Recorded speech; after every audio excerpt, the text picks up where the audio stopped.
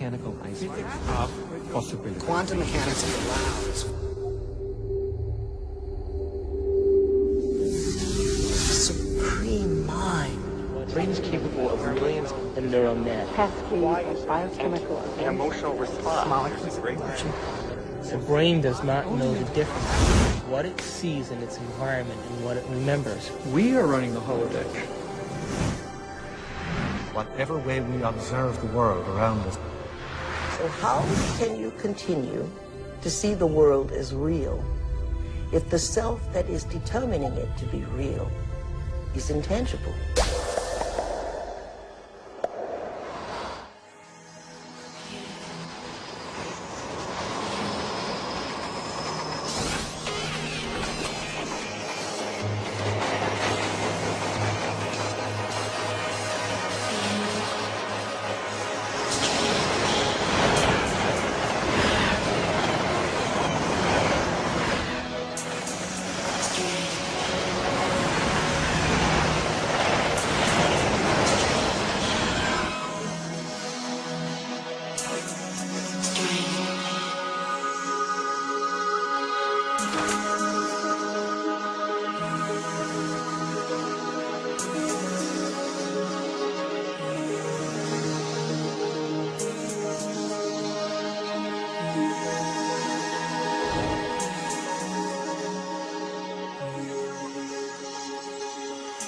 Are all realities existing simultaneously?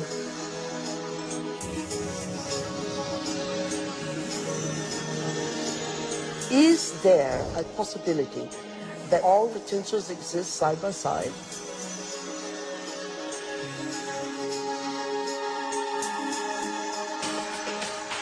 Have you ever seen yourself through the eyes of someone else that you have become?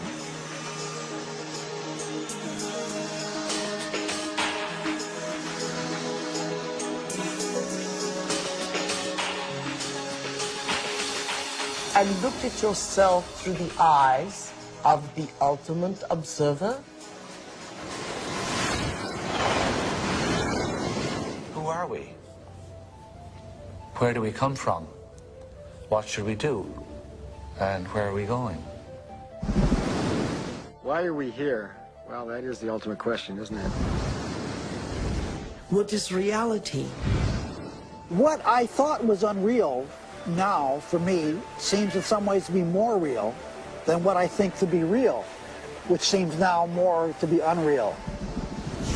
You can't explain it. And anybody who gets too lost and anybody who spends too much time trying to explain it is likely to get lost forever down the rabbit hole of mysteriousness. I think the more you look at quantum physics, the more mysterious and wondrous it becomes. Quantum physics, in very succinctly speaking, is a physics of possibilities. These are questions. These are addressing questions of how the world feels to us, of whether there's a difference between the way the world feels to us and the way it really is. Have you ever thought about what thoughts are made of? I think some of the things we're seeing with the children today is a sign that the culture is in the wrong paradigm and not appreciating the power of thought.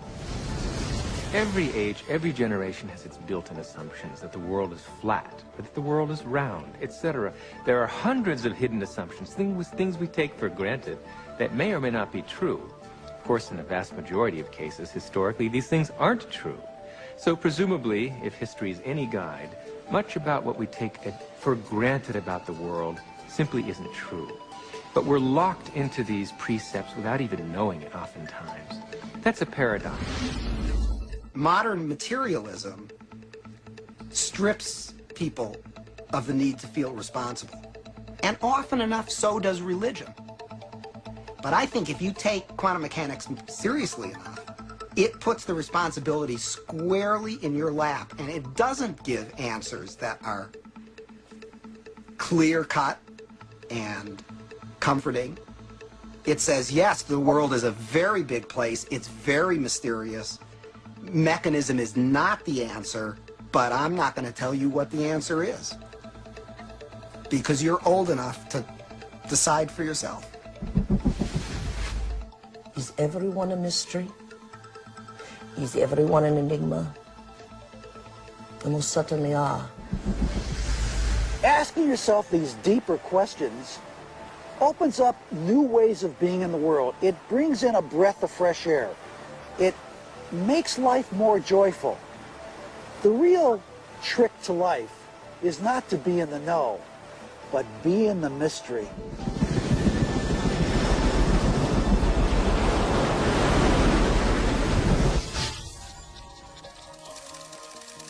It's time to get wise.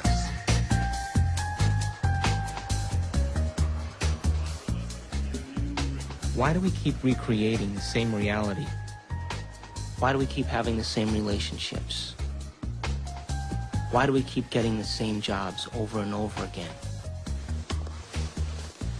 In this infinite sea of potentials that exist around us, how come we keep recreating the same realities? Isn't it amazing that we have options and potentials that exist, but we're unaware of them? Is it possible that we're so conditioned to our daily lives, so conditioned to the way we create our lives, that we buy the idea that we have no control at all? We've been conditioned to believe that the external world is more real than the internal world. This new model of science is just the opposite. It says what's happening within us will create what's happening outside of us. There's a physical reality that is absolutely rock solid, and yet it only, if you want to put it this way, it only comes into existence when it bumps up against some other piece of physical reality. That other piece may be us, and of course we're partial to those moments. But it doesn't have to be either.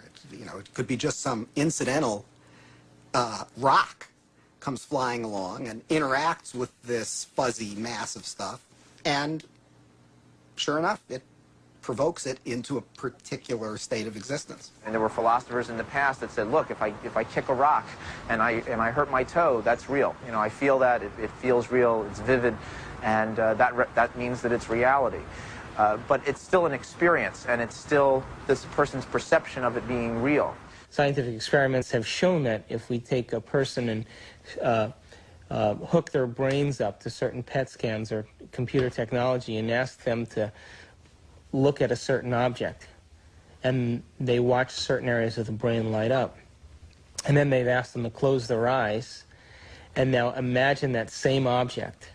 And when they imagine that same object, it produced the same areas of the brain to light up as if they were actually visually looking at it. So it caused scientists to back up and ask this question. So who sees then? Does the brain see? Or do the eyes see? And what is reality? Is reality what we're seeing with our brain? Or is reality what we're seeing with our eyes? And the truth is that the brain does not know the difference between what it sees in its environment and what it remembers, because the same specific neural nets are then firing. So then it asks the question, what is reality?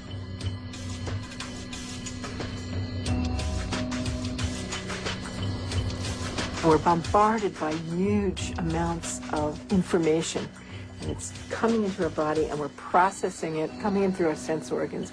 It's percolating up, and at each step we're eliminating information, and finally what is bubbling up to consciousness is the one that's the most self-serving.